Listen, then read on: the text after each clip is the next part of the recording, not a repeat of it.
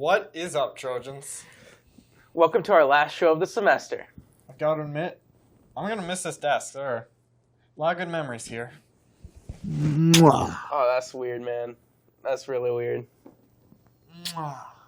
Ceremonial. That's so gross. Ceremonial. You know how many people have touched that? That's just gross. Speaking of memories, let's take a quick look at the past year. Here's our 2022 recap. How would you describe 2022 in one word? Transitional. Hectic. Mid. Different. Volatile. White House has announced a diplomatic boycott of the Beijing Winter Olympic and Paralympic Games, which are due to start next February. The remarkable scenes of protest against China's stifling zero-COVID rules. Death of a woman detained by the country's morality police over a violation of its mandatory hijab law. We do turn now to Amazon workers planning protests around the globe. Or unfair working conditions. A freight rail strike looming closer could begin as soon as Friday morning. I know the last few years have been tough. Struggling with the cost of everything from gas to groceries.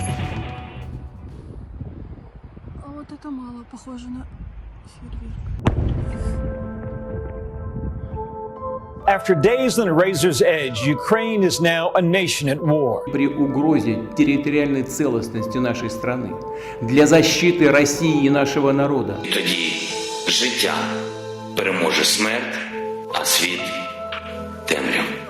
The scope of the damage from this deadly hurricane has become painfully clear tonight. We have just learned this evening that Ian is now a hurricane again, growing stronger. The once-in-a-generation winter storm crippling America is now a national emergency. We're outside the Supreme Court after the landmark decision that overturned Roe v. Wade and ended a woman's constitutional right to an abortion. 19 children and 2 adults were shot and killed at an elementary school in Uvalde, Texas. Today, the investigation will continue into the motive behind that deadly shooting at an LGBTQ nightclub. The Parental Rights and Education Bill, referred to by critics as Don't Say Gay, is now in effect. Shame on FIFA! Shame on Qatar! Buckingham Palace has announced the death of Her Majesty Queen Elizabeth II.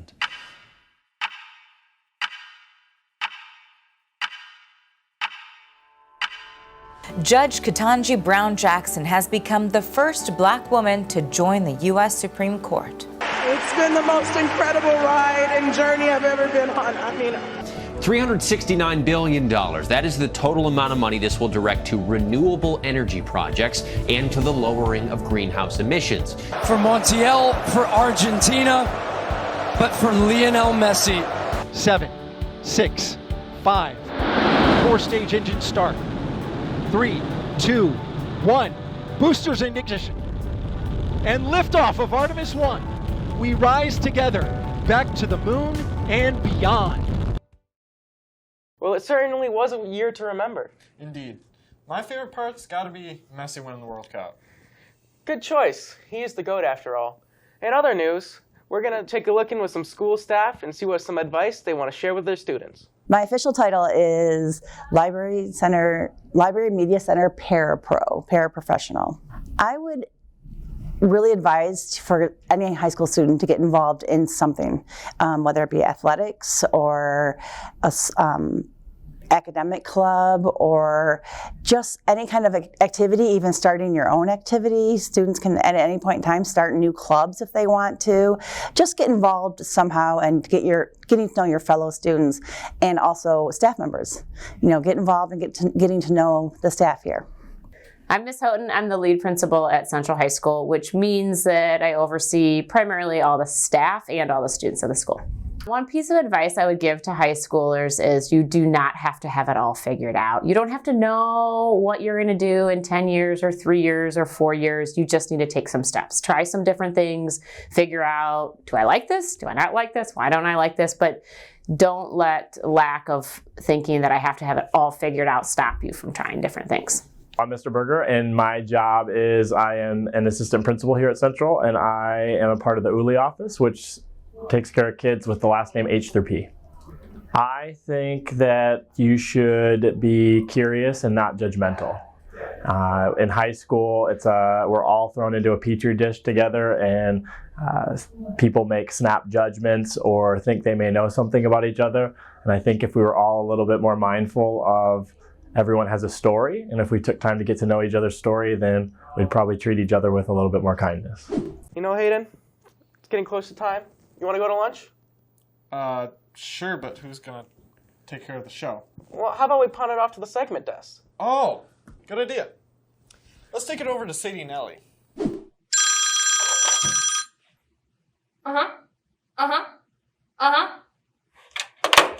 Sounds like the desk went to lunch. So it's us now. What? Yeah. Hey Trojans, I'm Ellie. And I'm Sadie. Our first segment of today is a project of mine about stress and anxiety in students.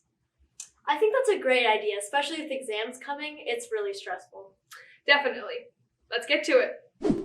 Hi, I'm Ellie, and I'm the executive producer here at Front and Central, and I wanted to put together a small project on something I thought was important to talk about, and that is anxiety and stress in teens. As a teenager and high schooler myself, I can attest to the fact that this is a difficult time period for a lot of us. We gain a lot of new responsibilities and stressors, like exams and schoolwork, and there's a lot of things going on in the world around us, like politics and the pandemic, that make things even harder. I asked a few people around the school for some advice and some ways to help with stress. Here's what they said. So what do you say the hardest thing about being a teenager is? I think the hardest thing about being a teenager is school. What do you do to cope with the stress of school?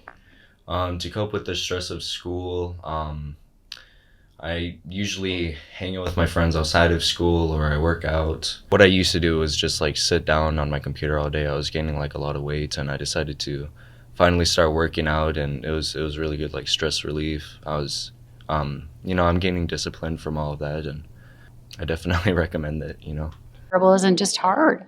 It's hard to be a teenager. It's particularly difficult coming off the pandemic, where a lot of time when kids are learning how to socialize or to be with friends and all of that, they were locked up in their houses, and I think it's made people a lot more shy than they normally would be. So what's some advice you would have to kids going through a hard time? Some advice I'd probably give is discipline yourself the best you can. Don't focus on motivation or inspiration, and remember there is no tomorrow, because you want to live your life every single day like it's your last. Always have fun. Always put in the work. Hard work is going to pay off no matter what. I would get off social media. It's highly addicting, and just you're not a brand, you're not a commodity. You got the rest of your life to commercialize yourself. Don't do it in high school.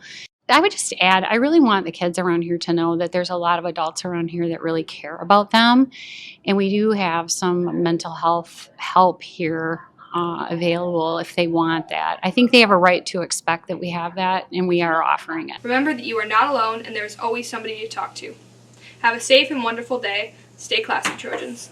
I can't believe I'm near the end of my last Front Central show. I'm gonna miss you. I'm gonna miss you too. Aww. Again? Yeah. Hello? Ellie and Sadie. Okay. Well, they're back up and running. Oh, well, I guess this is our last segment then. On to it. Yep.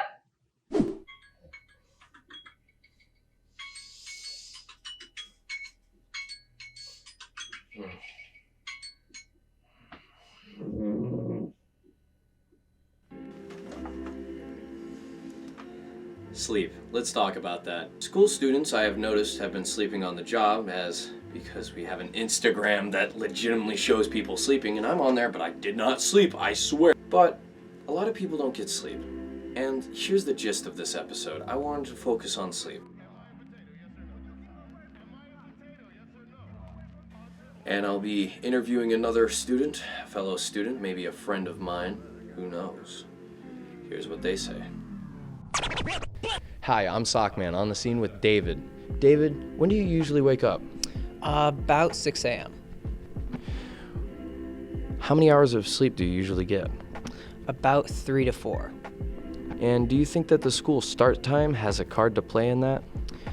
Yes, along with extracurricular activities and a lot of homework. Hi, I'm Alex with Eileen right now. On the scene. Hey, when do you usually wake up? I wake up every day at 6:30. How many hours of sleep do you usually get? About 8.5. Do you think that school start time has a part to play in that? Absolutely. I would definitely say so.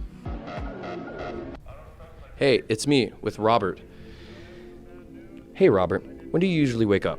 Well, Alex, I usually wake up at 5 because I'm part of that 5 o'clock game. Respectable. Hey, how many hours of sleep do you get? On a good day, 7, usually 6. Do you think that the school start time has a part to play in that? Yeah, I'm sure not only that, but everything else in my schedule throughout the day will factor in even the sleep schedule for tomorrow. All right, that was Robert. Back to the studio. That was a good lunch. Indeed it was. But it's time to sign off. To the end of an era. Have a great weekend, Trojans. Stay classy.